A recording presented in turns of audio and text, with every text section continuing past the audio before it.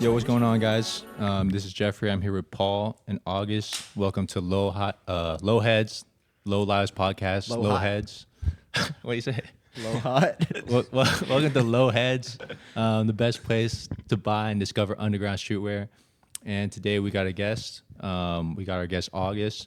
August is a designer. He does a lot of stuff. Designer, stylist, Model.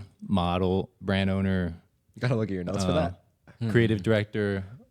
Had to write that shit down. There's too much. But welcome, August. Thanks for coming out here, bro. Appreciate you coming out. And if you want to tell us a little bit about yourself and what you got going on. Of course. Thank you guys for having me. First off, like you said, I'm August and sort of like a switchblade. I've been out in LA for 8 years. I was born in Boston, raised in Virginia. Just been into making clothes my whole life, really.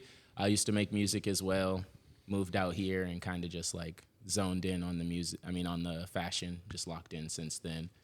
I also will say that like, I want to confidently just like declare myself as a designer and brand owner. Okay. But modeling and styling and stuff like that like still pays my bills. So Yeah. So how'd you get started in this space?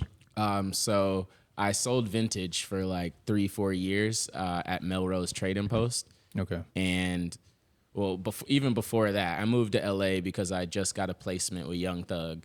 I used to work on beats with Pierre Bourne like every day in Atlanta. Oh, so you got a placement as like a producer. Yeah. Oh, damn. So I had a couple other ones like Flippa the Skipper from the Migos and Schoolie, just like a lot of the popular Atlanta rappers I had worked with. So and that was during college. After college, I went home, got in some trouble, and I basically was like, I need to be somewhere. Like with the law? Yeah. So yeah. Tell me about that. I mean, in Virginia, it's not hard to get in trouble with the law. Weed's still illegal. Well, no, I think it's legal now, but back then weed was illegal. Yeah. And back then, like how long ago? Like how many years ago? This is like 2013. So like 10 years ago. 10 years ago, yeah. And it's also legal to carry weapons there. But Legal? it's legal. Okay. It's legal to have a like weapon, Texas. just like it's like Texas. Yeah.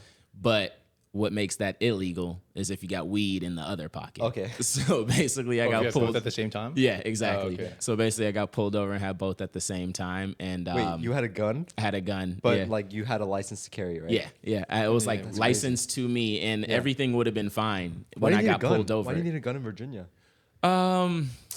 Well, I mean, you don't really need a gun in Virginia. I feel like you go to Subway and there's a dude in line with a pistol on his hip. You could see can it. see it. Yeah, and you can see it. What city in crazy. Virginia? Huh? What city in Virginia? Richmond. Okay. Yeah. Gotcha. So That's the capital, isn't it? yeah. Yeah. You'll Virginia? see somebody in the subway of the Capitol like with a gun on their hip, and it's actually like you can get certifications to not have to show it, but basically for it to be legal, it needs to be showing. But you can conceal it too if you get the license for that. So basically, I had a gun almost just because like I could. and that's why I was able to get myself in trouble, because I wasn't even like thinking like somebody who was a criminal. I got pulled over and I was smoking. The cop pulled me out the car. He was like, "Do you have anything I should be worried about?" I was like, "No." And then he started patting me down. I was like, "Oh, I have a pistol on my waistband. My bad." Like so that was the trouble I got into. It didn't like nothing that stopped me. I basically had to come back for court on Valentine's Day. I got a lawyer and he told me if you have like a LA address, then like they'll put you on LA probation. He was like, the worst case scenario is you get probation. Okay, you're not going to jail or anything, right? Yeah, not going to jail. And basically, like if you don't know what probation is, you're stuck wherever you're at. Wait, hold on. So if this was 10 years ago and you have a gun, how old are you now? I'm 29. You had a gun at 19? I was 19. You could get a gun in Virginia, I think 17 years old. You could walk into like a Dick's Sporting Goods and buy a gun. Like and same day, just walk out? Same day. We have guns in our Walmart. Like What the fuck? I'm Do from we have guns Indiana, in our bro. Walmart? I don't even remember that being like. I guess I wasn't exposed to that. A gun? Like guns at Walmart and shit. Yeah, we have I don't fucking remember that. guns in Walmart. Like, so it's just like super common. But yeah, I just wasn't thinking that way. So like it was easily for me to get caught. But basically, all this happens within a month. It's like Young Thug song on Yeah. radio. I get arrested with the gun. I'm about to be stuck in Virginia for like 5 years. My friend had just got put on 10 years probation, which means he couldn't leave the Oh, you state can't for leave the 10 state? years. That's Not crazy. without asking. And they have to like give you permission. It's got to be a good reason, all this other stuff. Oh, so you didn't go to college in Virginia? No, I went in Atlanta. Oh, I see. And then I came And then you home went from home, and Atlanta. then you- Yeah, okay. and I was home for like 2 weeks. Where are you from? Virginia originally, born in Boston, raised in Virginia. Yeah, so when I went back home, got in trouble pretty fast, and We got that song come out. yeah, and then that Okay. song came out. So I thought I was like the shit, Yeah. and then it was literally less than a week type shit. It felt like where Mm-hmm. I got in trouble, and basically my lawyer told me like, if you want to still be able to like be around your music, like if this goes bad and you get 5 years probation, he was like, they can only do it where your address is. So I went and I moved. I literally called my friend and she came and picked me up that same night and drove me to California. We drove 24 straight hours to California so I could have a found my apartment on the way Oh, I see. so I could have a California that makes address for sense. court. Then I went to court. My officer didn't show up. They dropped the case. Oh shit. Yep. Damn. Wait, so the case was in Virginia though? Yeah. But And it depends on where you're at the time. it depends on Or where your your address. address is at when they give you probation. So if they're like, okay, you got 5 years probation, it's like, okay, well, I'm a California resident. And they're like, okay, well, that's where your probation is. And they set it up for you there. You probably crossed like the California border. You're like, I made it. I'm Like, good. Now I was really signing a lease. Once I signed a lease that had my name on it that I would be able to show in court, I was like, Okay. okay, I'm gonna be good, like wherever. But honestly, I look at that moment as just like those moments in life that you don't realize are like pushing you to a new height. Because without that, I wouldn't have I came feel like here. that's a new low. Like, right, but I immediately like I'm problem solving. So it's like I got out of jail. I was in there one day in the house and I was like, how do I figure this out? Called my homegirl and she drove me to that's all, like, in California one day, in right? like one day. You know what I'm saying? It's like that just that pushed me to be out here. If you would have told me, yo, your officer's not gonna come to court and the charges are gonna get dropped, You wouldn't have gone through I all the would trouble, have not right? went exactly. You know what I mean? So it's like sense. that moment is why I'm able to sit here with y'all. So it's dope. What song was it? It's called Stylin', which is actually like kind of ironic, but it's Young Thug and Schoolie, and at the time they were just known as like two of the flyest rappers in Atlanta. So they had a song called Stylin'. I don't listen to it that often. Yeah. I won't act like I love it, but it was cool when it came out. You lived in Zone 6 or No, I don't even know the zones that Yeah, well. I think I yeah. was in Zone 3. I was in West Atlanta, Okay. which is like the school I went to is called Clark Atlanta, and it's Yeah. by Morehouse and Spelman, high school? Virginia. Yeah, went to the school called Matoka. It's actually like there's a lot of people that went Yeah. to like rival schools. How did you get into the music business though? I honestly just wasn't like a when I got to Atlanta, I grew up without like a creative past. Like my dad paints the lines on the roads. He owns a company that does that, and like that's like fed us our whole life. So I kind of was raised to just like, you're gonna take over this company. You know what I mean? So once I got to college and was able to like experience other shit, I think just the homie invited me to the studio one day, and I was working for a promotion company as a photographer in like clubs. And like my homie invited me to the studio one day, showed me like fucking a beat machine and was like fucking around on it. And I just started coming back every day and just Damn. like doing that. You cooked. That's dope. Yeah. And a part of what helped motivate that was college was my first time not being the coolest person at the school. Like I was experiencing not getting invited to Right. shit and shit like that. So I was Yeah. like, fuck, I'm just gonna go to the studio. And one day, L.A. Reid and like whatever label he owns came to my school. And since he had recognized me, he pulled me up on stage. And one of my friends was like, damn, how you get on stage with them? Da, da, da, da, da. And I was like, I don't go to the parties. That's what you said? Yeah. I was like, I'll never forget that. I was really salty I didn't get invited, but I was just like, I don't go to parties, motherfucker. You didn't move out to California at that time? Or- I did, yeah. So that was there like 10 years ago. Oh, so you just moved, even though the probation thing was dropped, you like Yep, moved out here. I stayed. Yeah, I never came back. Thankfully, I got a super supportive family, and I think back to that moment all the time and just be like, damn, like my parents are just like they believed in me because like they didn't second guess it at all. Like it's like told them like, yo, I'm leaving for California tomorrow, da da da, and they just like completely supported that. So Were you surprised by that? yeah, I think that it still surprises me now when I look back at it. I'm just like, dang, nobody even thought to like try to like stop me. But also I think something that is very relatable and understandable, especially like just in like the Black community, is like where you grew up is like the least safe place for you. So they did all this work to like make sure I was safe. And that was another thing too. Right before the whole gun thing happened, I had got like jumped by some dudes and they held me at gunpoint and shit like that. My dad found out. So I think they just felt like, let's get him out. And I wasn't like, I was not into shit like this or nothing like that. Like that situation happened because that guy's ex-girlfriend came to my house type shit. You know what I mean? I was just that type of person where like, you might be mad at me because I have nice shoes and your girlfriend likes me or some shit like that. So I feel like that was maybe a influencing factor of why they were able to just like let me like rock out and go. You know what I'm saying? Like it's nothing but trouble here for him anyway. And then I got arrested a week later. So That's crazy. Virginia, you would not like imagine like that kind of action in Virginia. it's the I feel like boredom. there's shit going out there, dude. Yeah. It's the boredom. It's like, Aren't you from there? I'm from Midwest though. Virginia's like East Coast. Yeah. Right. Yeah.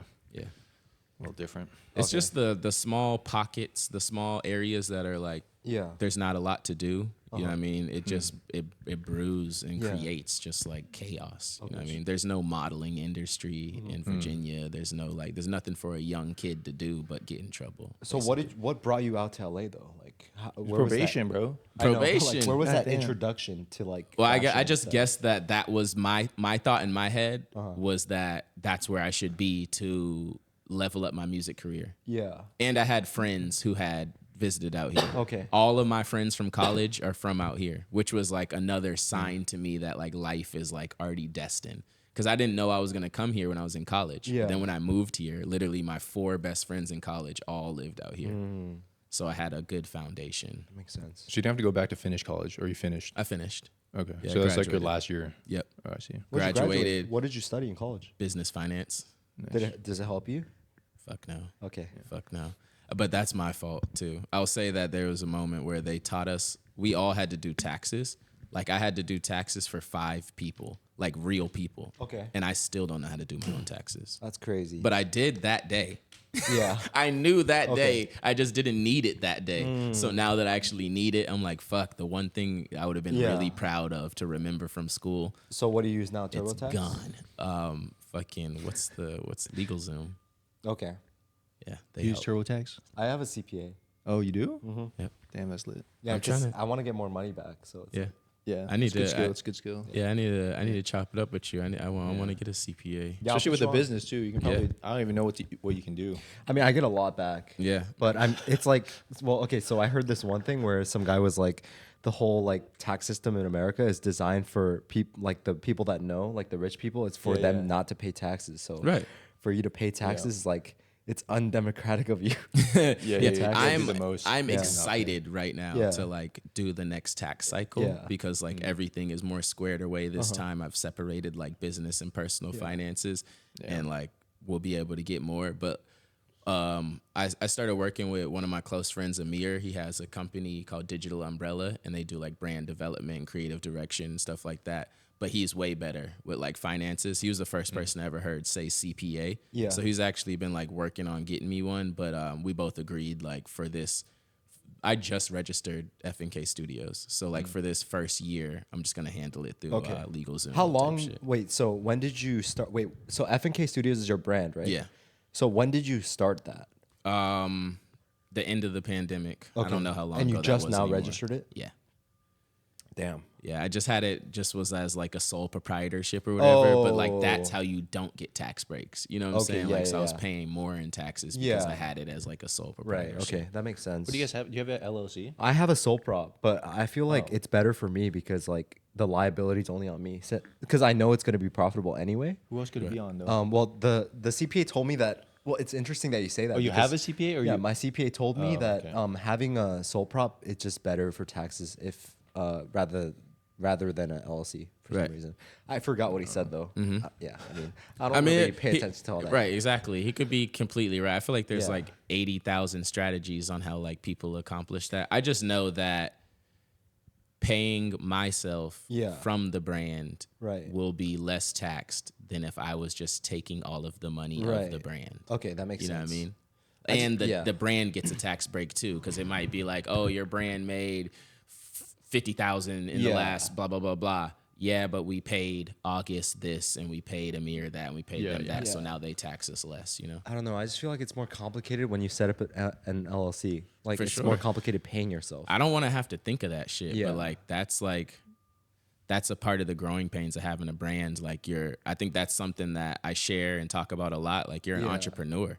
So you have to figure out how to do all that shit until you do have a CPA and a this and a that. And everybody who's like, so you could just make clothes. But right now I'm almost a fucking like learning things that I don't want to care to have to learn. So you know? were you just not paying taxes then When, for like the whole like 3 years it's been? yeah, I didn't pay taxes for like on like as a brand. Like Yeah. I paid my personal taxes, Yeah, yeah, which is yeah. like it was going to my personal shit. So it was Right. like I technically Yeah. paid the taxes. Uh-huh. But Well, this is our best year anyway. yeah. Yeah. Last year, like when I paid taxes in next cycle, they'll probably talk to me about 2023. But every year before that was ass. Okay, yeah. Dude, IRS is still coming after me on 2020, dude. Yeah, I mean, bro, you got to register like ASAP. Like as No, soon I as was you registered. started? I was registered though. Oh, you were registered? It's Okay. crazy because what IRS did, they'll pull like your Shopify. Yeah. Yeah. And like, well, so they don't know because like the way I run, I give out a lot of money because like I only take a certain You'll be percent. fine. Yeah. Right. So like they thought I made all that. Right. And they're not seeing all this money I send out. They're like, you made this. I'm like, Yep. nah. Yep. Yeah. But They'll it's pull been like a the- whole thing. They'll Yeah. pull that shit. Like a third place, like a third party marketplace. Yeah. Gotta be a nightmare. Because Oh, you're yeah, yeah, getting it's money fucked, in, and dude. then you have to send it You out send to out, the like- seller, right? Yeah, Facts. a majority of it. Yeah. out. It's crazy, bro. They're No, saying like but- I owe like 100K Wait, in tax. also I'm like, the nah, other bro. thing is, I don't got that yeah, right now. exactly. You get $1 million in, Sent and you all send that out. I sent 995,000 all out. that out. But the other thing is, if you have a business, you pay taxes twice. So, like for the viewer, if you have a business and you haven't set it up yet, like you have to pay your business tax and then you pay your income tax separately. So you have to pay twice. Yep. Yeah. So, Wait, I don't get. What do you mean? so just doing shit yeah, wrong. it doesn't matter if you have a sole prop or a LLC. So you pay your business tax, which is like Just to run it. expensive, and then you Yeah. pay your personal tax on top. Oh of yeah, that. yeah. Like what you pay yourself, basically. Yeah. Yeah, that makes sense. So good luck with that Yep. part. Yeah. I mean, it all comes back. But I'm glad to be in this position. I like kind of consider myself like as creative as I am. I'm also business savvy, just like from the background I've had. So it's like something that doesn't really take too much from me or out of me. But a lot of creatives, like we all know, just like hate figuring out shit like that. And like more and more that I get into it, I start to realize like, bro, you don't really want it then. Because if you think that you can just make dope shit and not square this away, we've seen that story so many times that dudes ends up broke and sad and like somebody else made more money off of his ideas. Because Would you recommend like? But then like people, if they don't have that, they just need to hire someone. Like if you don't have that, like would you try to learn it yourself? if you could afford that, but I would say just fucking figure out how to do the bare minimum of it. You know what I mean? Like enough to take care of a year or two and then focus on that. You know, it's like the same thing with graphic design. Like I'm not saying don't hire a graphic designer, but if you just want some words on your shirt, you should fucking buy Adobe and figure out how to get those words on the shirt. Because then when you hire somebody, you can talk to them with a better language. You know what I mean? Like you could be like, I like using this font, opposed to just like, I feel like you give away a lot of your like creative like touch when you makes have to sense. just hire somebody, you know? Yeah, but for the business like management stuff though, Right. You think Yeah, you that, should. I think that's better, but also from my personal experience, anybody I bring onto the team as far as business management, I'm easy to work with because I have given myself like a lot of experience in those ways. I've tried to solve those problems. I just feel like you should always try to solve your own problems a few times just for that person too. Like shit, if you get a business, that's how you get fucked. You get a business manager, you trust him, you think he's a great guy, he tells you everything's great and it's not, and you don't know that it's not because you don't know anything. If you just knew a little bit, you could be like, nah, bro, this don't look Just right. like I think logic. you're right. But when you don't know squat, that's how you look down the road later. Your business manager been making more than you the whole time, you know? Yeah, do maths. I feel like you got to do a little maths. Yeah, for sure. I forget what I was just talking to one of my designer friends about that he said he did not want to do. It goes like create. I cannot remember what it was, but I was just like, bro, you have to know how to do that. Like, Do you design all your stuff, or Yeah. you send it out to a design? Oh, okay. Yeah, I design pretty much everything. I don't do graphic designing, and like most of my design work is reference based. I'm taking like a pattern making classes and design classes at LA Trade Tech Who are you taking? next fall. Oh, do you know your teachers already? Nah, I just literally like went up there and like Yeah. talked to them type Okay, shit not that's too sick, long yeah. ago. So Good yeah, I'm school. go there to learn that because I want to like have the skill. Yeah. Same thing I was just explaining. Like I'll probably hire designers one day in my life, but I still want to be able to like look at the pattern and be like, no, you didn't do it the way I want to, Yeah. opposed to like not knowing a damn thing. It's a good school. Yeah. That's where just- you went, right? Yeah. Yeah. That was just a brand that I worked for one day. One of the designers said he Man. went there. Rick Owens went there. For real? Yeah. Oh, he did? Yeah, he did. I didn't know that. Yeah, Rick Owens went there. Yeah. I think it was for like only a semester. Or I feel like they but- should need a big ass statue of him there. huh? Dude, honestly though, Like, they won't let you forget it. Like first day you come in, like, hey, you guys know Rick Owens went here, right? Oh, really? You could be next up. I feel like they need a like a Shaq like statue. Yeah, of yeah, dunking yeah. On someone. Would you study when you were there? I studied pattern making, Okay. so I graduated with that. How long does it take? It takes so LA Trade Tech is weird because since it's a trade school, it's set up for you to finish in 2 years. Okay. But like it's so rigorous. Like the program itself is very rigorous. Are you gonna be part of the program or you're Yeah. just taking specific classes? No, the whole program. So Okay, I yeah. could leave with like, Dude, it's a lot. yeah. Like juggling, like whatever you have Yeah. and school, like it's gonna be a lot because you have to be in there 5 days a week.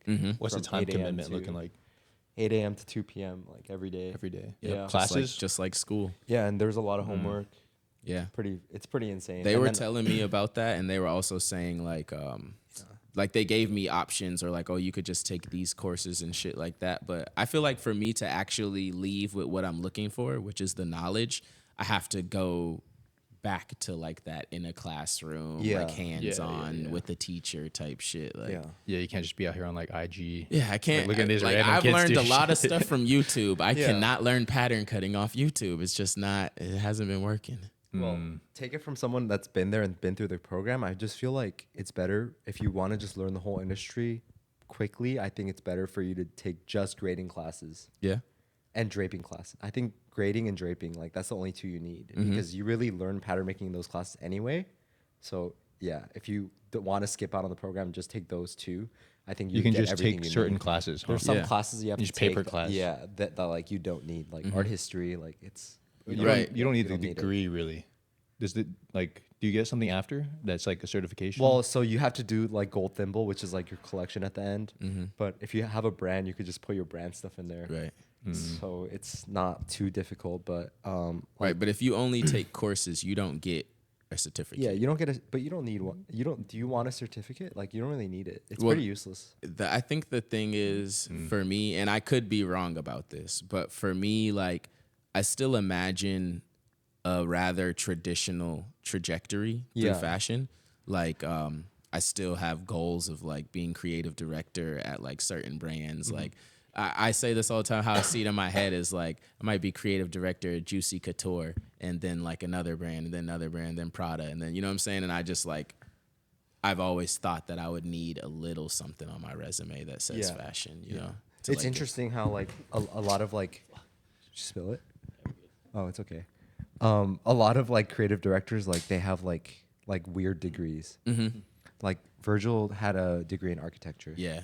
So that's kind of weird, but But yeah. then they went. What was the story? Right, like him and Kanye took courses at like some school internationally, I'm not like sure. to learn. Like I think went I to, saw that. Yeah, went to like a fashion school internationally, Kanye like did? to learn. Yeah, Ye and Virgil together. I thought the way I read it, I thought it was like just for a few days though.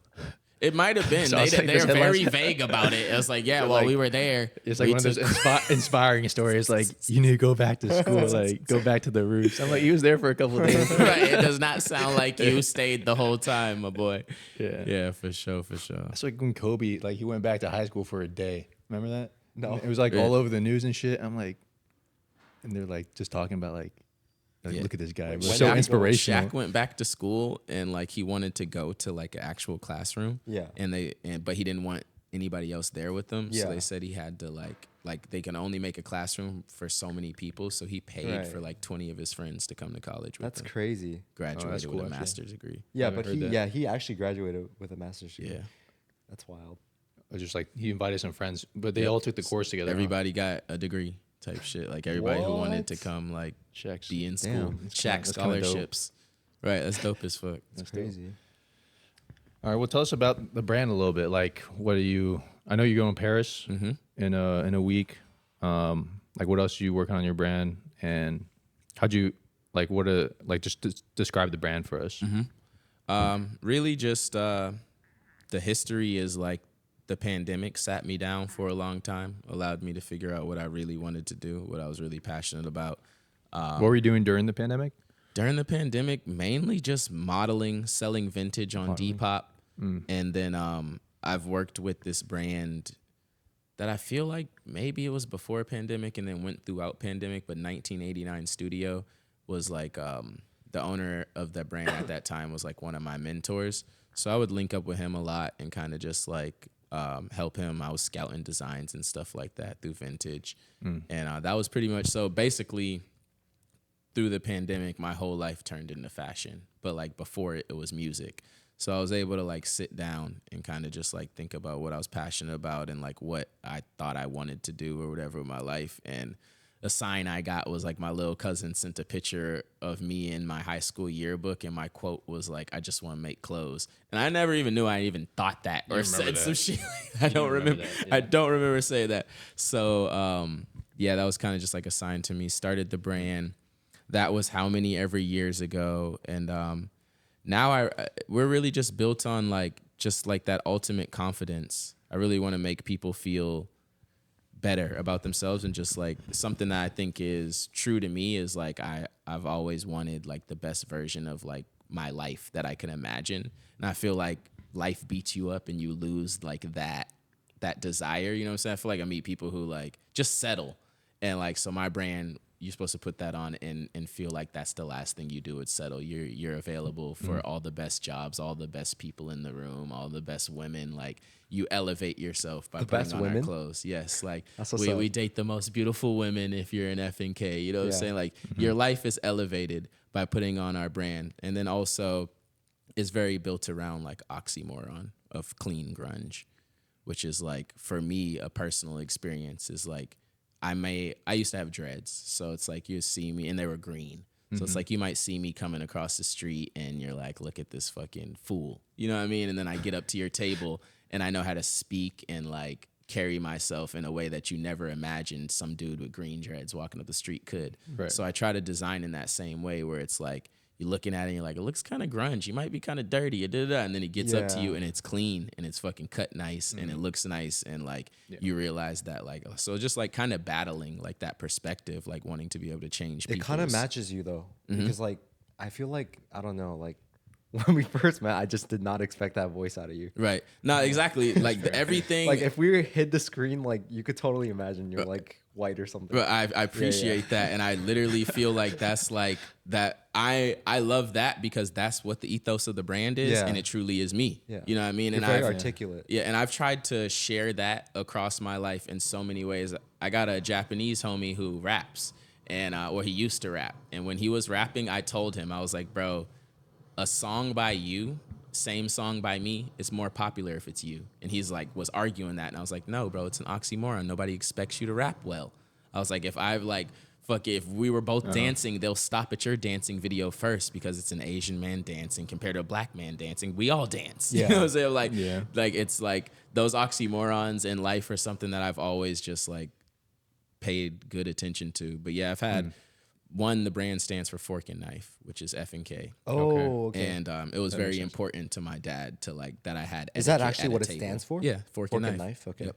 And it was just important that to my dad, literally, that I knew how to use my fork and knife at a table and that I had like proper etiquette and shit like that. So like that's kind of what the brand stands for, you know, just being both. Is that where the name came from? The name came from that? Yo, is that good, by the way? Yeah, it's good. All right, cool. Sorry. I mean, it really came from, that's exactly what I the, can't see it. that's exactly what it means. But I will say that I feel like when I first thought of the name, it just didn't have that deep of a meaning to me. And then as it went on, like I just like picked something.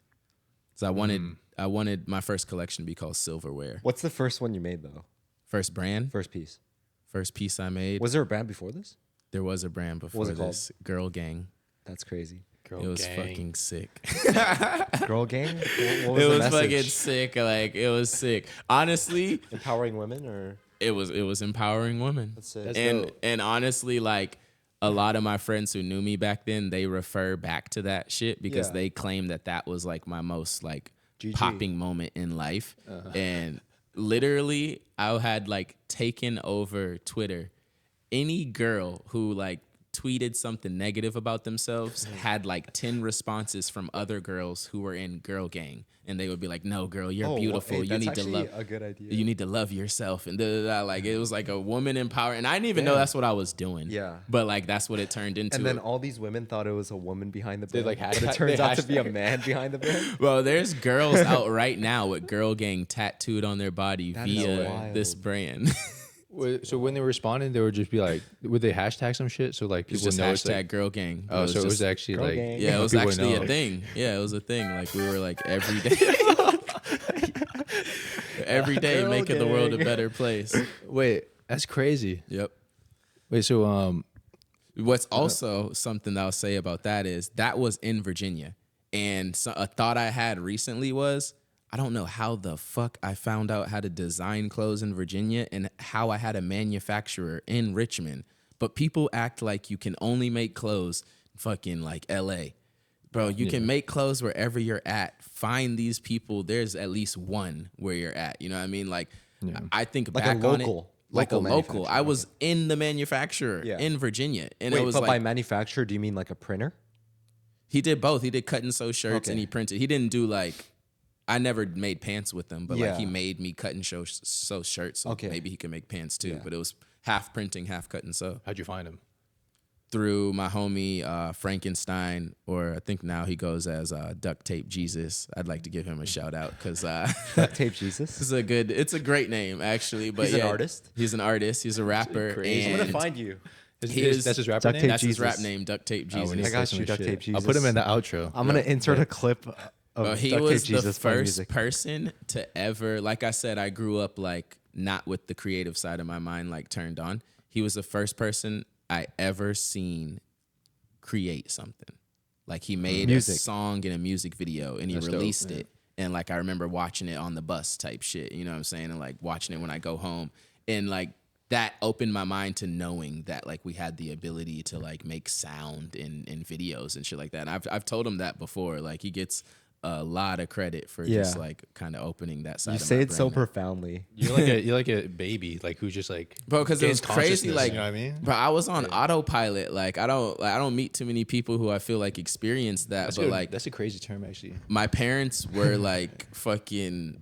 My parents figured it out. You know what I mean? Like, we didn't always have money, and then they got money, and it was like so secure that I was like, they knew. You know what I'm saying? Like, I was fed a life that I just like. I never thought about. What do I want to do? Like, I played sports and stuff, but it just like never crossed my mind. So he was kind of the first person that ever like shown me like, something other than like sports and regular work type shit. So girl gang to FNK right away. Girl gang Wait, I don't understand how these girls like were like connecting to each other. Yeah, because like were you like how were you It's just like, just like anything else, a strong local base.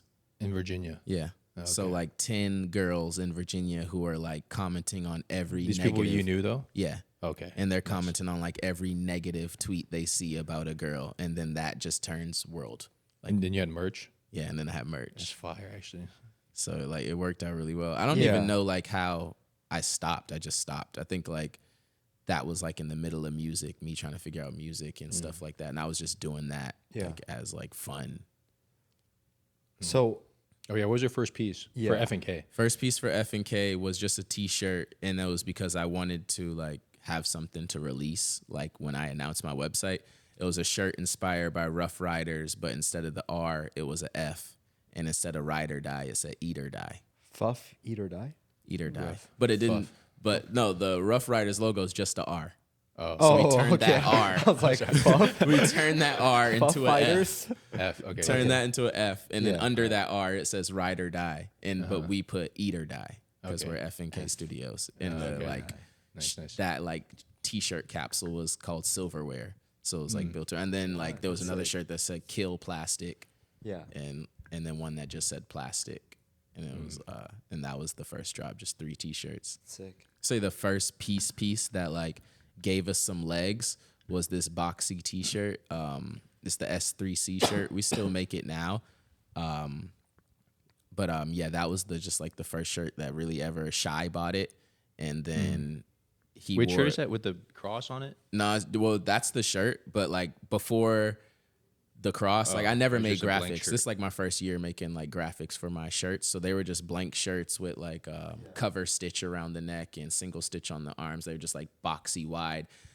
What year was this? I have to look During at pandemic? like right after. That shit was popping Right during after. pandemic. Like right after, and it was like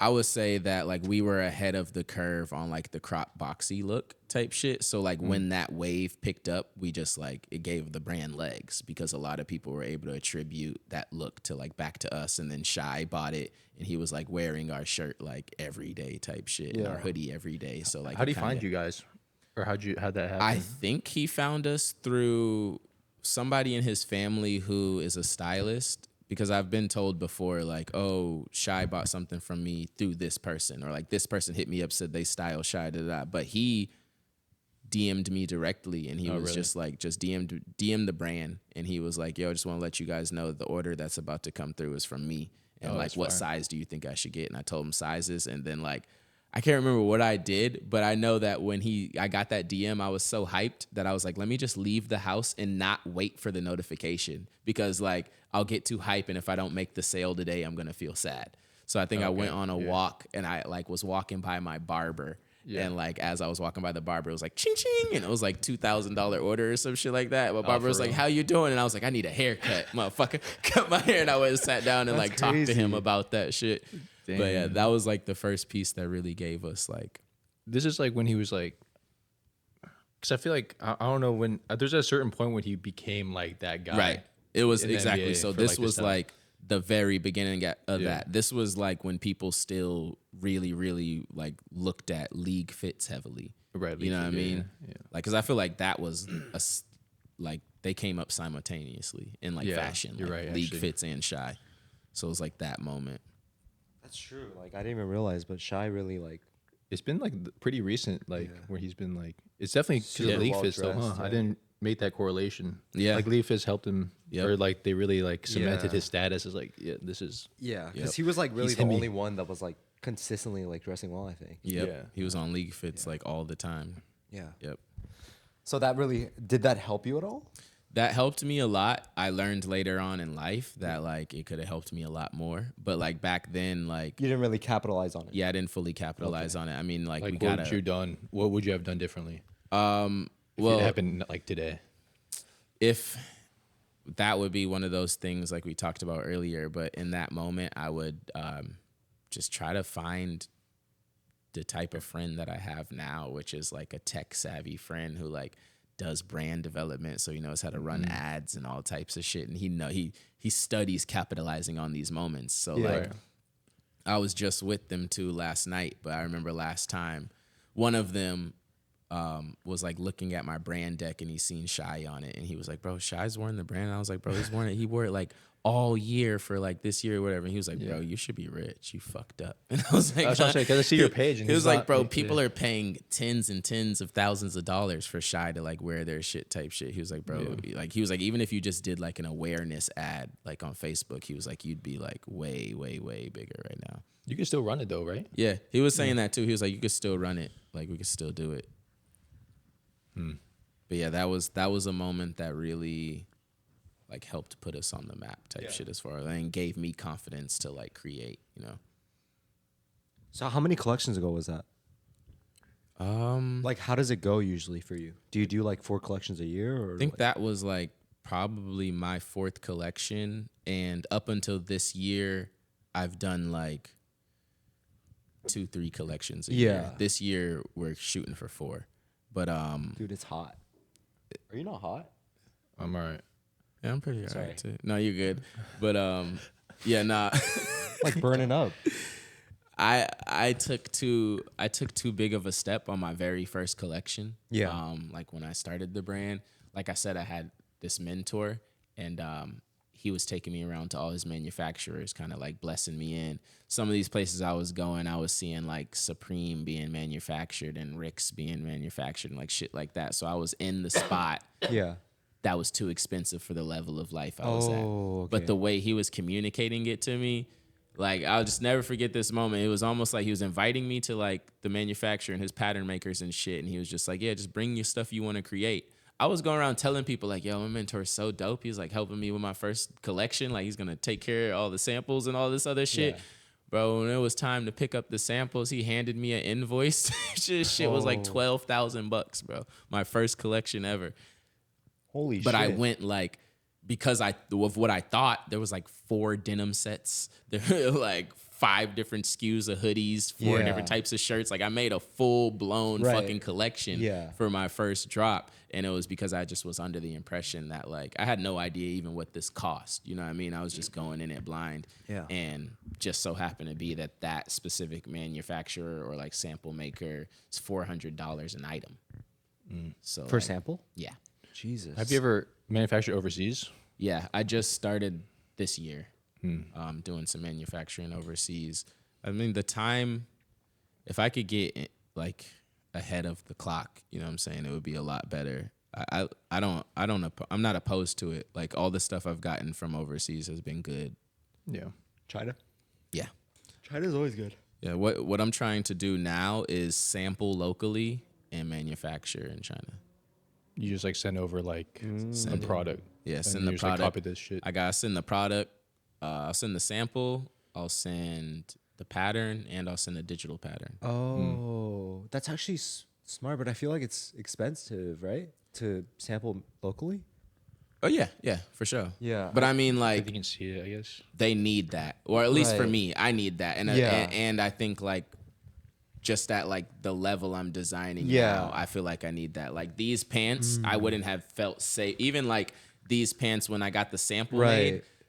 I went to my manufacturer and he was like, you need to bring this pattern back to your pattern maker because she made the pattern wrong. Yeah. He gave me the cuts and I went back to her and she literally pinned it together and she was like, no, this is just so complicated to sew that he Yeah. didn't know you had to do it like this. And I brought it back to him and showed him type shit. Okay. So like, that's just something that I'll always want to provide them with a sew by.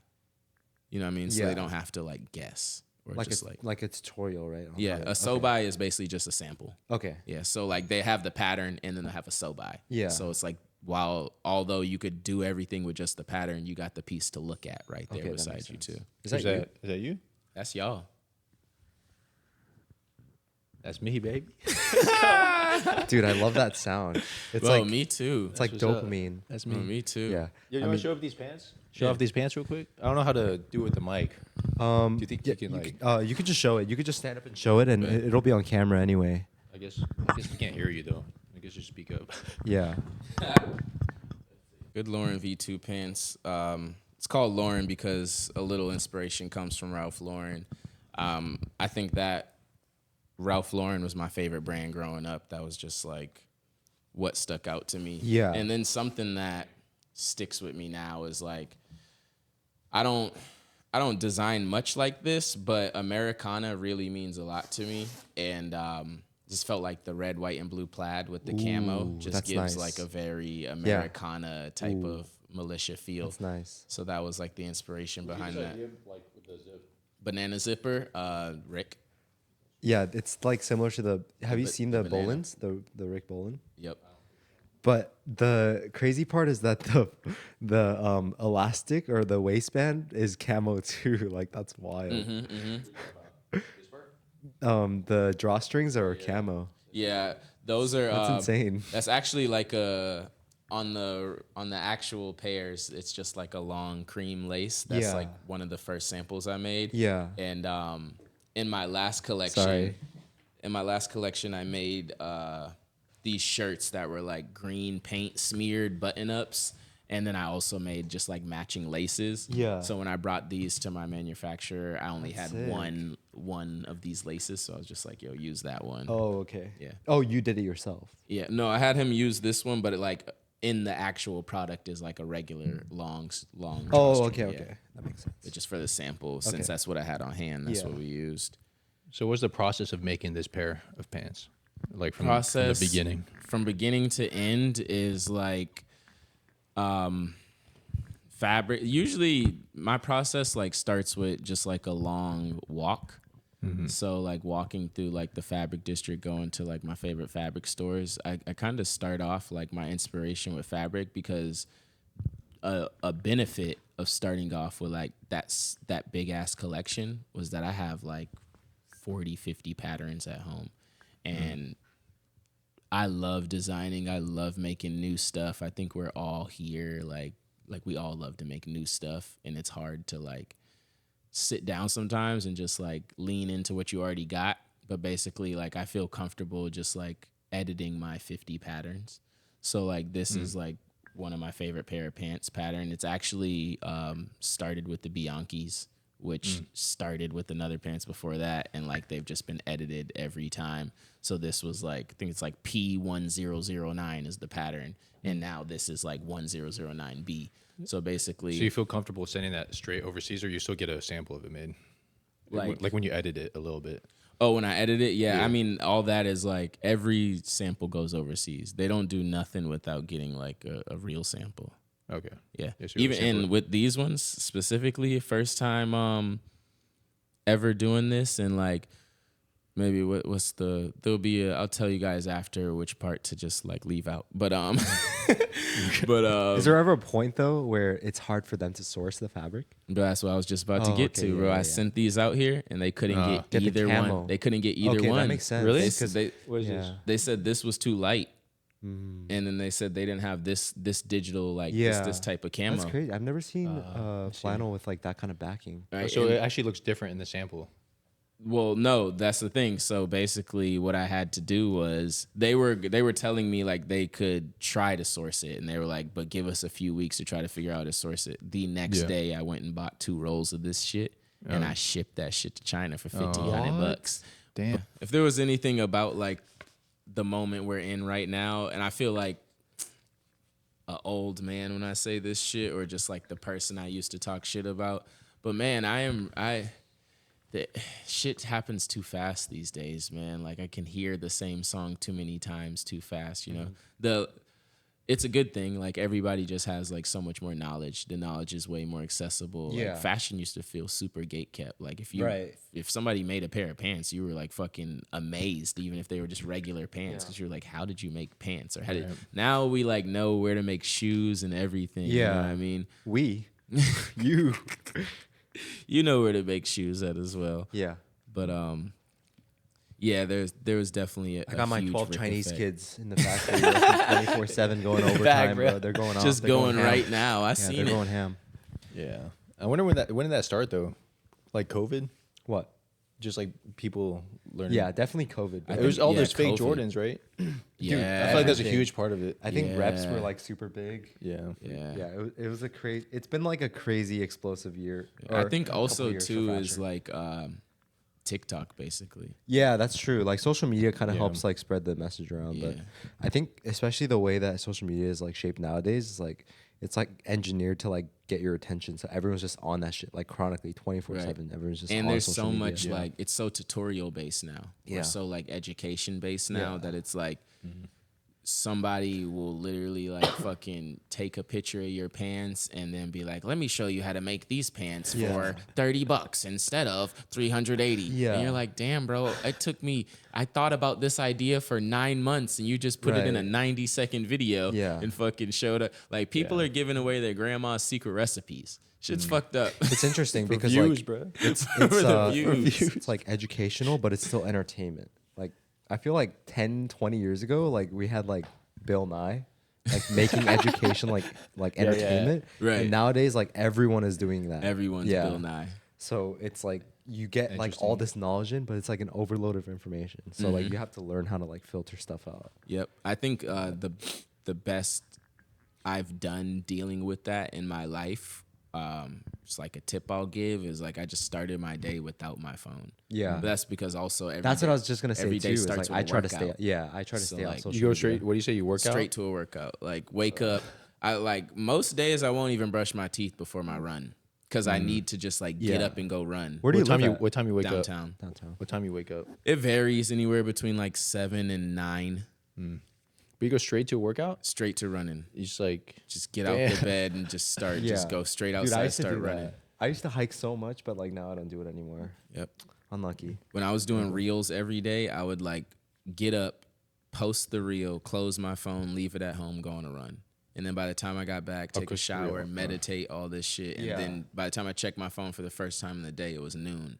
And I felt really like level headed. But I will say in like the last month or so, I got caught in like just swiping. You know what I mean? Like, and now I understand what it is. My homie explained it to me yesterday. He was like, you just get to see the beginning and end all in one sitting. Yeah. He was like, that's what validation is. And I was like, oh, that is what it is. Like, I mean, this shit is like, it's a monster that we're facing. Like this social media monster, it's like, it's like engineered for you to stay on the app. So, and like for you to not do that, I think is like such a huge accomplishment. Yeah, Not a lot of people discipline. like, not a lot of people put like importance on that. Yeah, I realized basically like if you watch somebody make a t-shirt or show you their collection all in 90 seconds, like from beginning to end, like people are fucking recording the start process and then waiting and editing a video, and you see all the whole process from beginning to end. Yeah. In 90 seconds, you're not going to want to get up and do something that's going to take you 5 hours to finish. Because you just got 90-second like validation. Now you gotta wait 5 hours to get another one. You're like, fuck it, let me just watch the next video. You know what I mean? Yeah. So it becomes a little bit of a trap. I wonder if like we'll ever evolve to like handle something like this. Like our brains are just not like wired correctly handle social media and like like the whole. I feel like the next generation. Yeah. I feel like next generation. Maybe I just feel like I don't know. Like evolution takes a long time. Like it might be like 500,000 years before like. What do you mean handle it though? Like so where like it's like not so fucking like just you're the way just scrolling. So the way social media works is like it gives you like that dopamine rush. So like every time you see a video that's like viral or like doing well or whatever, it gives you like that amount of dopamine that you need in order for you to like stay on the app. You know what I mean? Right. So it keeps you happy. But like because you're getting all this dopamine, you don't want to like get off the app and like do something productive. Right. So like the issue nowadays is like there's so many people that want to work on their lives and stuff, but it's hard to like get off like How like okay. online, I guess. I mean, I've never. Do you think there's people out there really scrolling for like hours? Yes. Of course. Like Oh, there's for real? millions of people, and like the people that buy stuff online, like they 5-6 hours. For sure. Yeah. For sure. Because like if aren't you That's on pretty social crazy. media 5-6 hours a day? Okay, Yeah, think but about it's it, like right? a different purpose. Well, like think about the way ads work. So like you are basically buying real estate in the customer's mind, right? So in order for like you like paying money for your money to be worth it, for you to get a sale, that customer needs to be online. Yeah. So like you need to reach them. But so like most of the customers that we're reaching are online like 7-8 hours a day.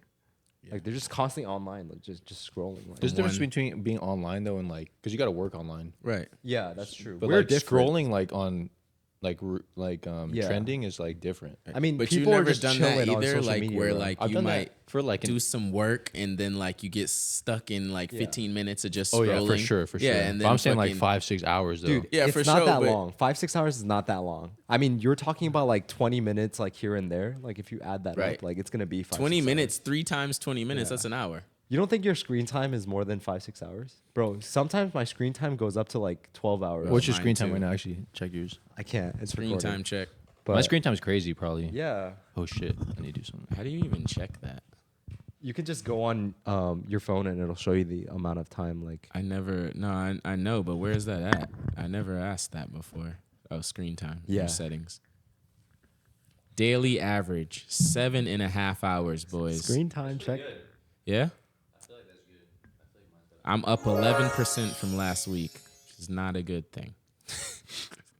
You don't do that thing anymore, where you like wake up. Bro, it's And don't check today, Check June yours. 6th. It says I already did 6 I hours. already know mine's crazy. What is it? Mine's probably like mine's crazy. Probably.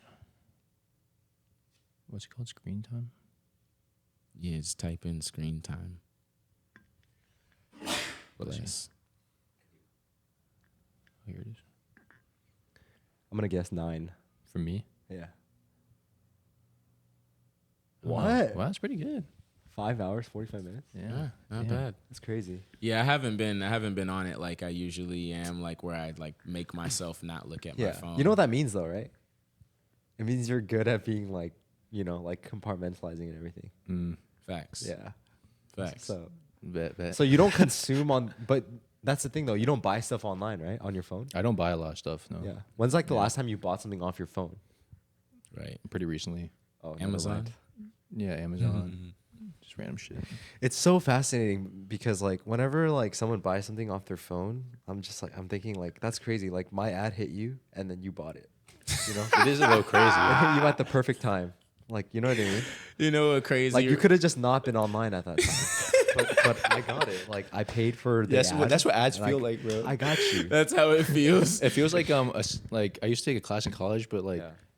it was basically like simulating, like you could put in different outputs, and based on those inputs, you would get outputs, right? So like that's what ads feel like to me. Yeah. But it's like with real people.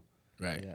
That's what you're saying. It's like weird because like I could turn this off and turn this on, and bam, I hit you. Yeah. Right. And I'm gonna hit the right person, Yeah. and then bam, like my ROAS goes up. It's weird how like crazy. the It's a conversions simulation, bro. average out to like a certain percentage, and like you're just thinking like, what the fuck? So that means out of every 100 people, like 7 people are like seeing the ad, and like Buying 1% of that is buying it. Yeah, So it's crazy. like, and then you can increase, like multiply that by 10. It's gonna work the same, bro. Yeah, it's Yep. wild. Yeah. It's crazy. Yeah. Yep.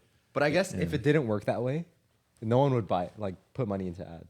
Facts. Yeah. It's supposed to. It's supposed to work, but it's like it's weird how like it's like you're giving somebody money to go like shove it in someone's face, like the perfect person's face, and they want it. It's interesting. I honestly sometimes think about like who the people are on that other side of like the computer. I'm like, damn, because I don't ever feel like.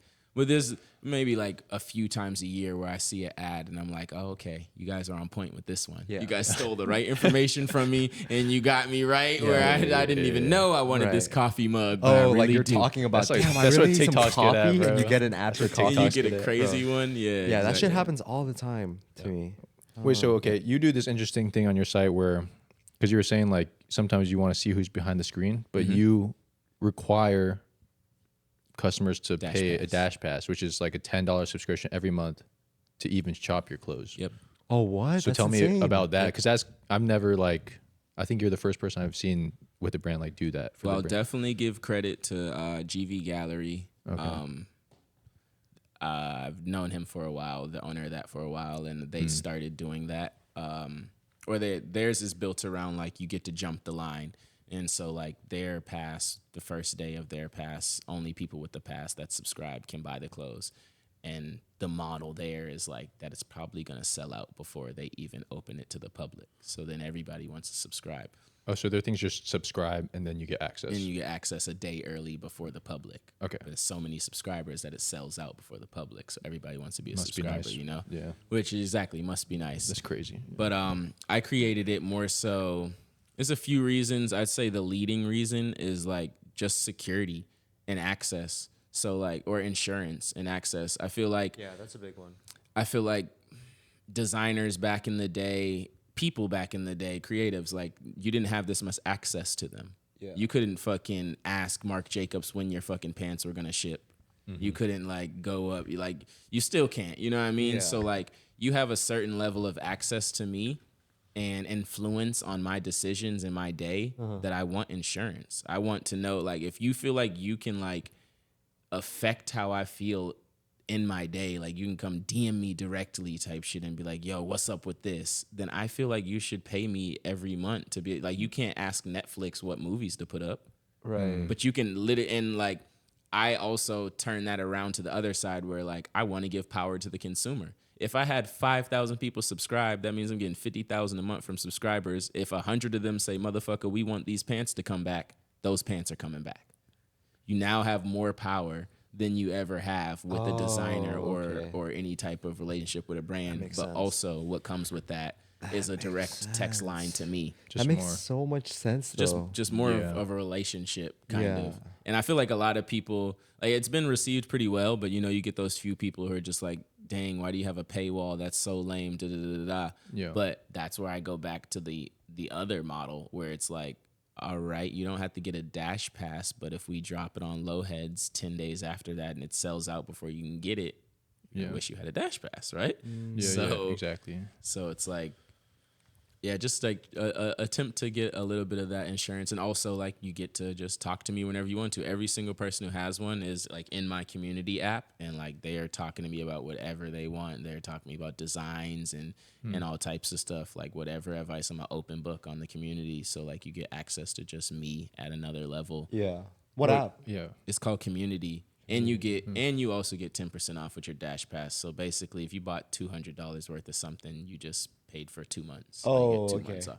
But Okay. it's called Community app. It was started by Gary V or some shit like that, and it's mainly like You have to pay for it? you have to pay for it. It's like fucking $300 a month. It's ridiculous. Wait, what? Yeah, it's like $300 a month. It's ridiculous. What the fuck? But it's like I love it personally. It's like It's like you're just texting people. You get a number and like a real number type shit, and you just like are able to text with people. But also, so like when people, I drop, I can send out a text to 250 people and say I just dropped. Oh, it's text based. It's text based. Okay. And also it cool. integrates with Shopify. So like right now, if you don't finish your cart, you get an automatic text from me that's like, "Yo, bro, what the fuck?"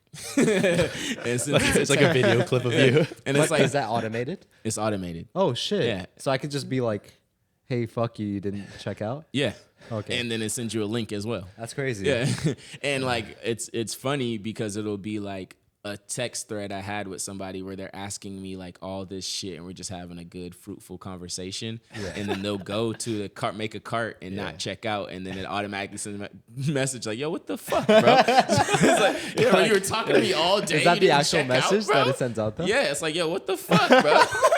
My homie hit me up and was like, "Bro, I'm starting to feel a little embarrassed, bro. Every time I don't check out, your shit is like making me feel like a broke bitch." I was like, "Yeah, bro, that's how you should feel." It's every time. Every time you get every time you don't finish that cart, it's like, "Yo, what the fuck are you doing right now, bro? You really just got off the website, bro.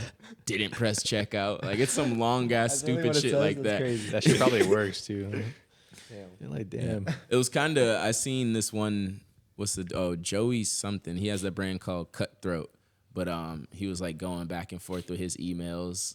He was like screenshot his emails of him going back and forth with a customer, and it was like super funny because like he was like talking shit and the customer is talking shit back, and he was like, "Yo, man, I really need some help with community service," but like his responses was like, "Motherfucker, like I'm one person, da da da," and then the dude like messaged him back and was like, "Stupid motherfucker, I asked you when you were shipping. I didn't ask you if you did it by yourself." Like, but I really like that. Like, I like to be able to play a little bit. So like, as long as like customer service doesn't actually take a hit, I try to make all my types of communications with my people a little less formal. You know what I mean? Like, if you ask me about, like, if I'm making any automated type of message, email or text message, it's probably gonna sound like I typed it myself because I want it to be that way instead of like That makes sense. typical like email you'd get from like Nordstrom or some shit. Yeah.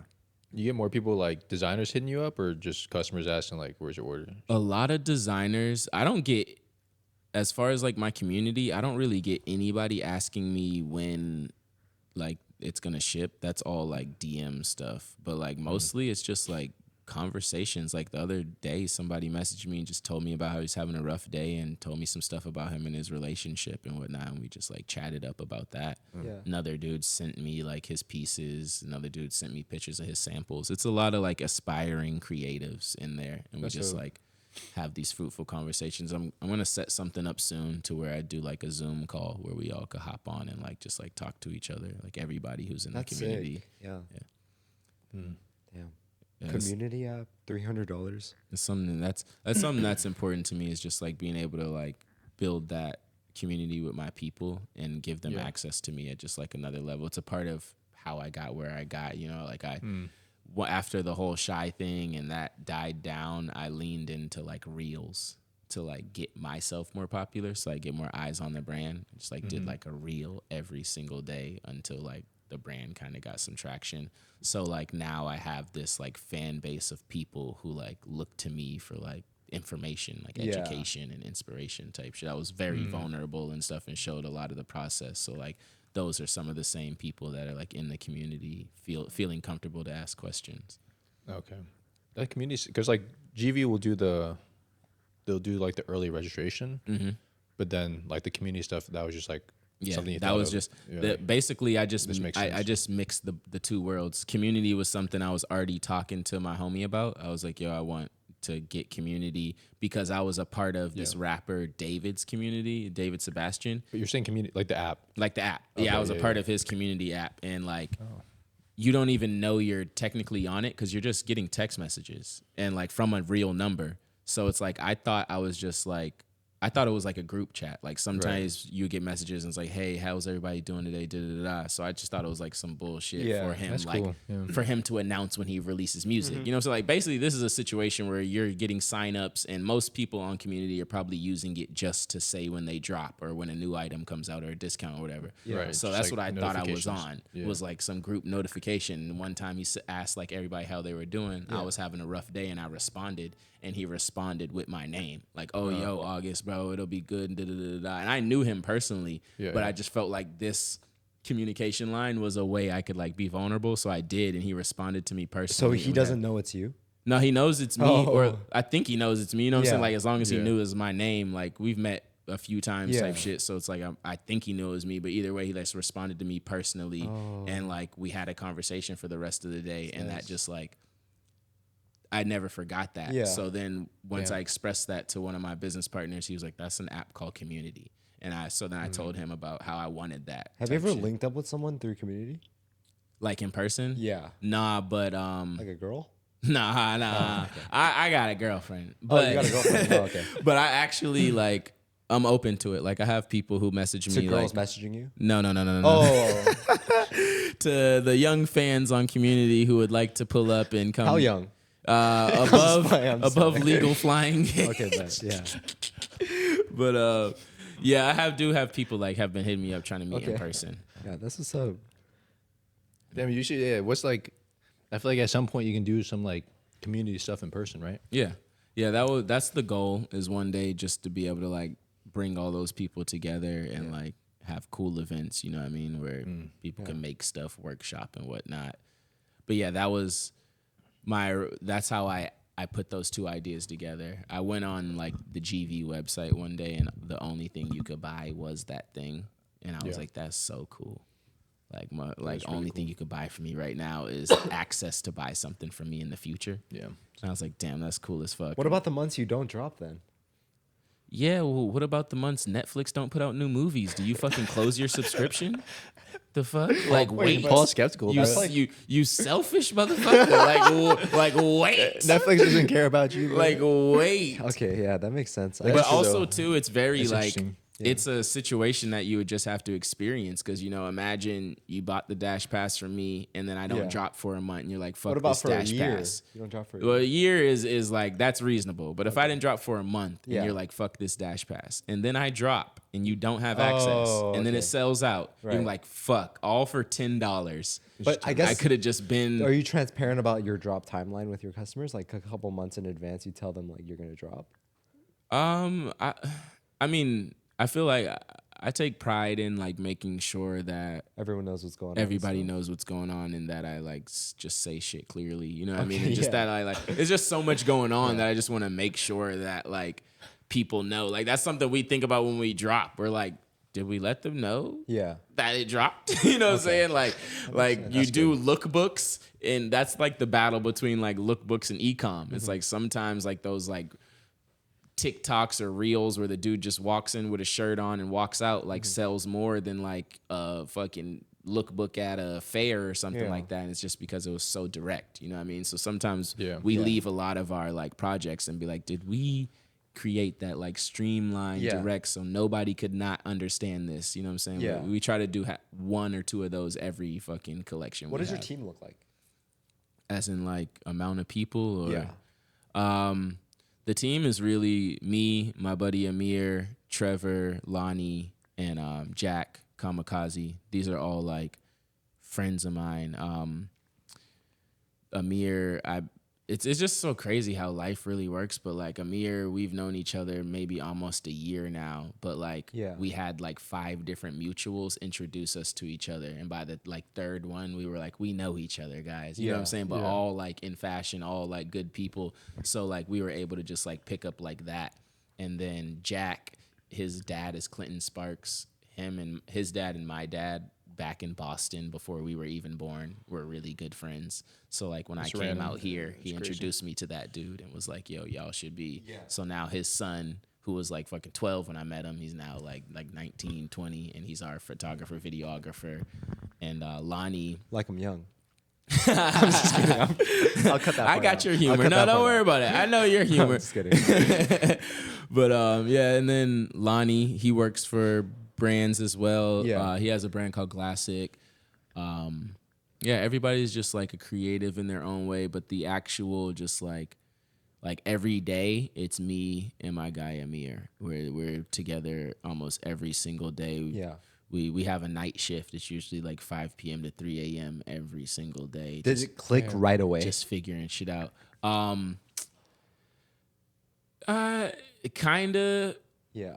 But which it happened the way it was supposed to. But I will say is like if anybody was trying to do that or duplicate that, you have to spend time with that person before you make it business. Oh, I see. So you can't we just had- bring them on. We when the had like business is- 6 months of just bullshitting, Okay. partying and all types of stuff. And it was interesting because like just the synergy, I don't know Yeah. like what made this happen, but I got sick one day Yeah. and he called me like that day. And like that same day I got sick was the day I finally felt like in my head, like the people around me need to start helping with this or they need to get away from me. Cause I'm like, I need to be focused on this is how I feel. And like, I just like woke up feeling that way that day. And he literally called me and he was like, bro, I know we talked about going in on this brand so many times and da-da-da. He was like, I want to let you know that like it's on now. And like next time I see you, let's start mapping it out and da-da-da. So it was just crazy how like I didn't even get to live in that moment for 10 minutes before my phone rang. And he was like, bro, I'm locked in. Let's do it. It's like rare to find someone like that. Yeah. I think. So that's what the team looks like right now, and we're still trying to grow. We still want like think everything works so like well that me and him have done together that something that we've discussed is we just want that like other creative mind that can like challenge us now. You know what I'm saying? Another perspective, another skill set. You know, because we're pretty much doing it all as far as like the campaigns, the video editing. Is there anything you don't like about him? Anything I don't like about what could he him? improve on? What could he improve on us? We both can improve on this, and this is something that I've like pointed out like most recently type shit. Yeah. In reference to like another person on the team. We're just like, which is why I literally can like understand your humor, and I'm like one of those people too. Like, but he's just jokes all the fucking time. Oh, okay. He just joke. He doesn't like. Just sometimes you might not read the room right, and he's just like fucking joking all the time. My bad. Or you might have an idea, and he might be like, "That was fucking bullshit."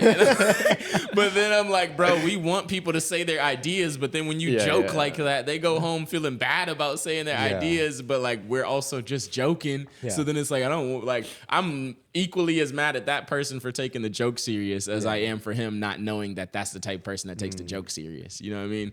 Like that's the only difference. I think I have the filter where I'm like, oh, this guy's not ready for that. Yeah. Him, he doesn't give a fuck. Like he might have walked in here and 30 seconds into being in here, like you say something about math and he's like, oh, you know all about that, huh?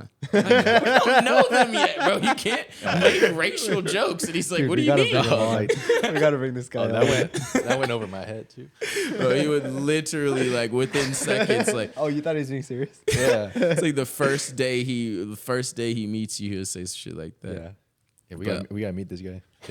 He honestly Him keeps him and Paul will get along. he keeps it very light though. It stays like it keeps the energy in the work very light. And he's also just like we bounce off each other very well. Where it's like he could do some type of work and feel like the human response to getting something hard done is like a break. Yeah. You know what I mean? You're like, you want to let your mind relax for like 5 seconds. We both like help ourselves not exist in that moment. Like as soon as I get something done and I'm like, all right, let me roll up or whatever. He's like, but we got to do this. And I'm like, oh yeah, you're right. We got to do that. And I do that same thing for him. So like so much gets done in one sitting opposed to like that, like every time I accomplish something, I now need to waste 2 hours of my life. You know what I mean? Like we're getting more done. Sometimes overwhelming because it's like, I feel like that's normal. Like some of the people we bring on here are just like, their brains are built different, bro. Yeah, like they to really do it just- alone is crazy. Like Yeah. the work ethic you need and the discipline is just Yeah, it's like that- inhuman almost. It's hard to have that 24/7. You Like need I someone have next that to bone you. in my body, Yeah. but that bone's not going to show up every day. Right. There's going to be days where I'm just like, I Yeah. don't got it in me. You know what I yeah. mean? And You like, need someone next to you that's gonna like tell you like right, you and know. somebody who's also putting in equally Exactly. amount of work, so Right. like they can be like, bro, I'm tired too. What you talking about? Like Yeah. I feel exactly how you feel, but I'm still here to like. Yeah. So like I feel like as humans, we all have those moments where we feel like that, and like he's been able to be there to like pick me up during that, and vice versa. which That's is all it really takes. Just like someone just be like, no, like I feel you, but we gotta do. Yeah, all it takes somebody to put it in perspective. Yeah. yeah. One day he was like, on one half of our studio, there's no windows, and he was like, I really think like we'd do better work if we went over on the side with the window. And I just looked at him and I was like, bro, a fucking window? Like you think we need a window right now, or do we just need to work hard? And he's like, window yeah, would be I feel-" nice, bro. He's like, you know what? I feel you. Like, you know what I'm saying? Like but we both have like fell into those moments where I'm like, bro, we've been working so hard. Let's go to the fair. He's like, bro, really? You think we've been working that hard? We need to go spend some money at the fair? I'm like, you're right, bro. I mean, grab a bottle of water and get back to work. We gotta get him some new buttons. He's only got the factory ones. Wait. All right. He's got a microphone. Like he He's every time been I trying pull to up, record his own sounds and stuff. no, every time I pull up, he's just doing some karaoke shit by himself. Oh fuck. That's crazy. Yeah. You stay around here? I do. I you don't West actually. Side, too? So my lease ended. So I'm staying with my parents for now because once this lease is over, I'm thinking about going to Japan for a couple months. Nice. Nice. So, but I'm still trying to figure everything out. We're going to Asia next month. We're doing China, Japan, Thailand. Yeah. Where you going, China? Manufacturers. I'm gonna go see my manufacturer. Okay. What bet. city is it? Guangzhou. Guangzhou. Oh. Yeah. With a G, right? Guangzhou? Yeah. Yeah. Yeah. Why'd you say it like that? Guangzhou. I'm just kidding.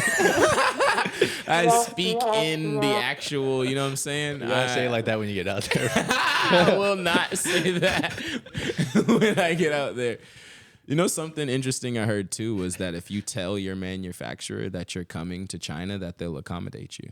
Oh, for real? Yeah, that they'll like get a hotel for you and stuff Yeah. like that. I have plans Damn. with my manufacturers. Like, Yeah, you say you're getting hammered with them, right? yeah, we're gonna get fucked up. Oh fuck, that's lit. Yeah, it's gonna be lit. But we were talking about Fashion Week. So, like, what are your plans for Fashion Week? We're going to Fashion Week. FNK Studios will be there, and we are doing an event on the 19th and 20th. The 19th is our pop-up. So we'll have a pop-up. I don't know if you heard of Tom Bogo, but Yeah. he's DJing. Oh, and shit. then our other friend Mike Hector's DJing. And basically, this show is like themed around like by any means necessary. Inspiration coming from like Mission Impossible, but also just like the fact that we have done all this shit like by any means necessary, and it's felt impossible. Like Yeah. going to Paris doing a show feels impossible as a small brand from LA. Yeah. So the inspiration is kind of that, also pulling from like watching my parents figure it out. So like that's the overall theme. It's kind of based in like a hostage situation, bank heist type vibes. So it is like our venue's like 2 floors. So upstairs on day 1 we'll have a pop-up, and downstairs we'll have a place where like content creators can go downstairs and it'll be set to look like a hostage like setup. You go in there, try on some pieces, make a video and all this other stuff. Damn. And then on the 20th, our friend Forrest is performing, and then that's when the show happens at the same time. That's sick. Wait, that sounds like a lot of like. How long did it take Yeah. to plan? That sounds crazy. Like We wrote intricate. out, time's flying, but we wrote our calendar out like November last year. Like all in one day. We wrote the whole calendar long, out. yeah. And June for June, basically I had said I wanted to do Fashion Week, and like my business partner put that on the calendar. Like that's what we're gonna do. That's fucking and when it got closer and closer, I was like, you know what? Maybe we're biting off a little bit more than he was like, bro, we can do it. he really without my guy Amir, I wouldn't be doing this. Like every time I've had a little bit of doubt, like he made sure that I got it out of me. And like, you know, after a certain amount of time, you get so committed. You like talk to enough people and you looked at enough venues that you're like, now we're doing this. Yeah. So like, we've been planning it for since November, but actively planning we probably started February. like actually Like logistically, so the setup is gonna be like, are you gonna bring everything from the U.S. to? essentially. But it's not like when you say everything, it's like at the most we're gonna have 10 looks shown. Okay. You know what I'm saying? It's Yeah.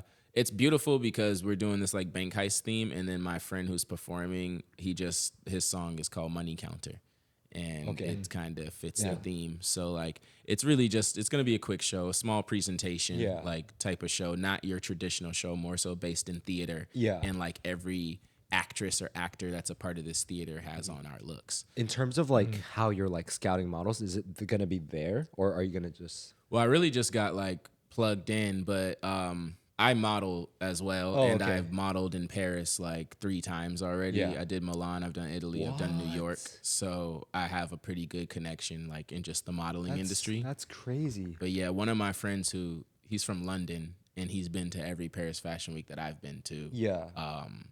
And we've done work domestically together too, actually. But basically, I hit him up, asked him if he'd be down, and then I was like, "Yo, send me like anybody else type shit." And Yeah. he sent me like 4 people that were already in Paris. So Oh. I have like 5 locked in models right now. One of them is a girl that I just followed on Instagram that was from Paris that I thought was super. Like I think that Ye looks at her stuff and sends screenshots to Bianca. Like, Okay. that's what I think. I Of think I her. know who you're talking Oh. about. What's her name? It's like Bimba. Yeah, I think I know who you're talking about. It's like only Bimba or Bimba only or Yeah, something yeah, like yeah. that.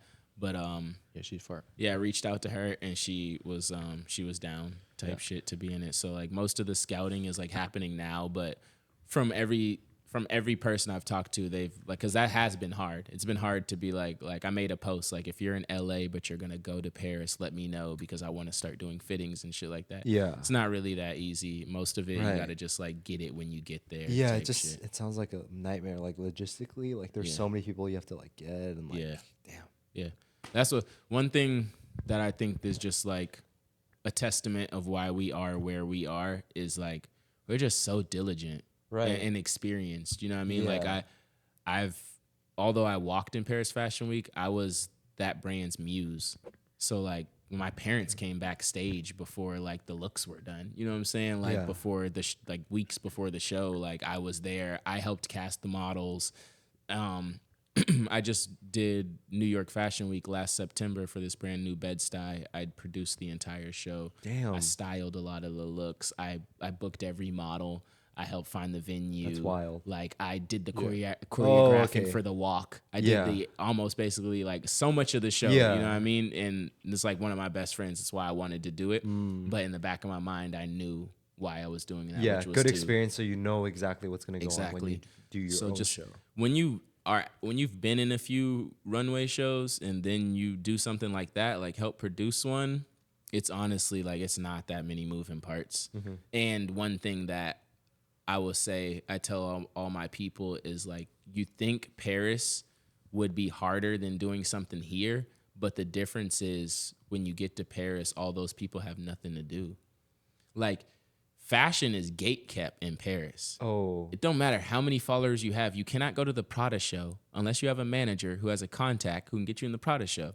So now you just have 1,000 people from LA who don't have nothing to do, and they would love to be able to flex on somebody like, oh yeah, I'm walking in a show today. oh, Oh, what you doing today? I got a rehearsal for FNK Studios. Yeah. Like they're like excited to be able to say that because all you're doing in Right. Paris, if you don't have that, is spending money and going back and forth and drinking and eating Parisian food and trying to get into the high snob party. Damn. So like to be able to say you're doing something. Yeah. So like we get out there on the 17th. If I made a post like, yo, I need 2 more models, I'd probably be able to find 20. Like it's just that easy. Damn. It's easy to get people to come to your event, and it's easy to get like your models out there as people want to be a part of something. Shit, I'm even like that. Like our event's 19th and 20th. If I could walk on the 18th, I'm going to. And I just every time I've walked in Paris, I didn't know until like 7 days before type shit at the most. You know, What show did you walk for? 1989 Studio, Sabon, Sabon. and 1989 Studio again. That's sick. Damn. Oh yeah, I would say too. If I didn't like it that much, but it was probably my second favorite is New York in September. We're gonna go there too. We're probably not doing an event, but we're just gonna go kick it. Yeah, I've never been to a single one. Have you? What? Fashion Week? Fashion Week? No, I haven't. I Oh would wait, say, no, my bad. I went to a show in LA. Oh yeah. yeah, I would say Paris is the most fun just because, like, regardless of what shows you get into, even though you can for sure get into a couple shows, regardless of it, just the city out there is very alive. Like, there's families eating dinner at 2, 3 a.m. The coffee shops open Dinner? at like, yes, the coffee shops open at like noon. Just different out there Yeah. for sure. When it, like, I went to the coffee shop, I was like, bro, how the fuck you guys open at noon? Like, no morning hours? And I don't remember which way this is supposed to go, but he was like, bro, we don't live to work. Yeah. We work to okay. live or So something their like culture that. is just different. Yeah, they care about people more. And I had a long conversation with him. He was just like, bro, we care about our people. You don't here. think the U.S. cares He about was like, people? that's what he was implying that Okay. the U.S. doesn't care about Yeah. like our Europeans people definitely think type like shit. that though. Yeah. Yeah. For sure. I mean, it's kind of true though. Yeah. Yeah. I mean, I think yeah. like in reference to what he was saying, a Yeah. good example of that would be if a fucking robot walked into McDonald's and said, I can do all you guys' job for half the price, they would hire it. Yeah. If that happened in Paris, they would still be like, bitch, fuck you. We Okay. need our humans. That You know what I'm makes saying? sense. Like, it's just, that's the, yeah. like, a little less capitalist, like, mindset. Like, even I had dinner one time and I was in a rush. And as soon as, like, I was done, I was like, can I get my check? The waiter was like, something wrong? Why are you fucking rushing out the table? Like, where you gotta go, like, so fast? And I was just like, oh, I'm sorry. Like, in LA, when you're done with your food, they like push you out because they want to get the next person in to get that check. So, like, yeah, I feel like they're just a little bit more, it's like a little bit more personable, care about their people a little bit more. But yeah, it's really fun out there. I like the U.S. though. I do too. I just feel like if you're a grinder, like this is the place to be. It's just Dude, Asia's lot of motion completely here. different too.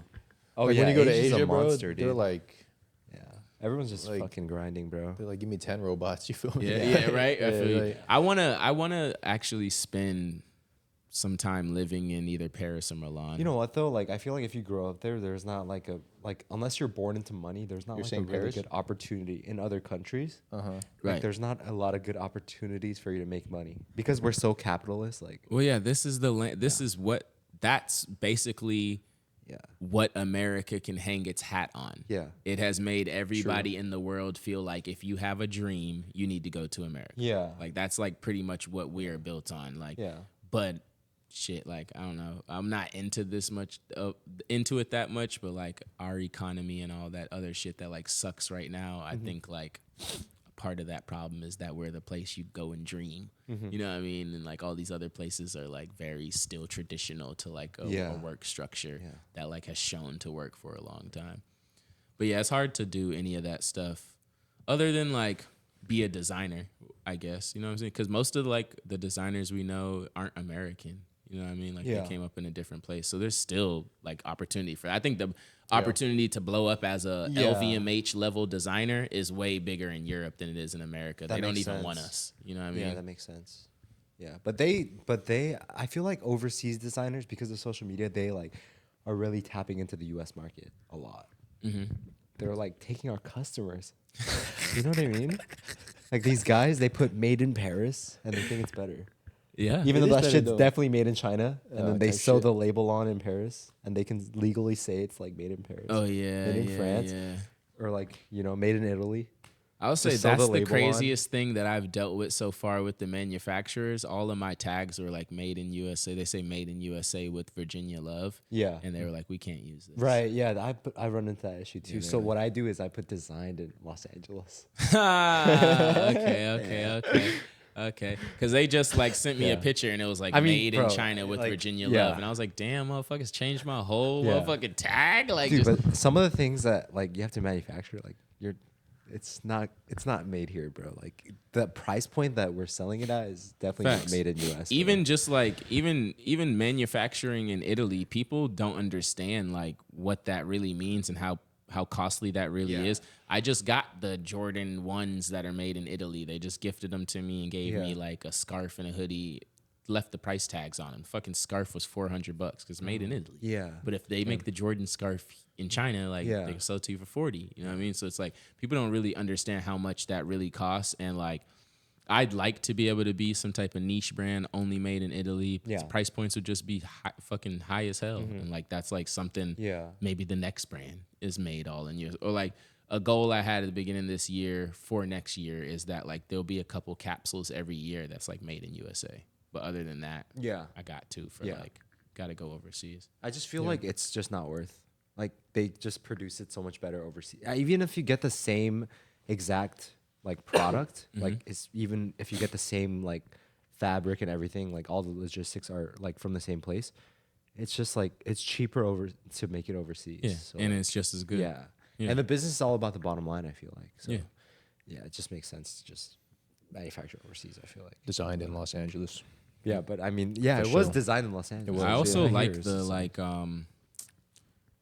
I just like the lack of like knowledge or availability to be there. Yeah. Is actually sometimes works in like my favor.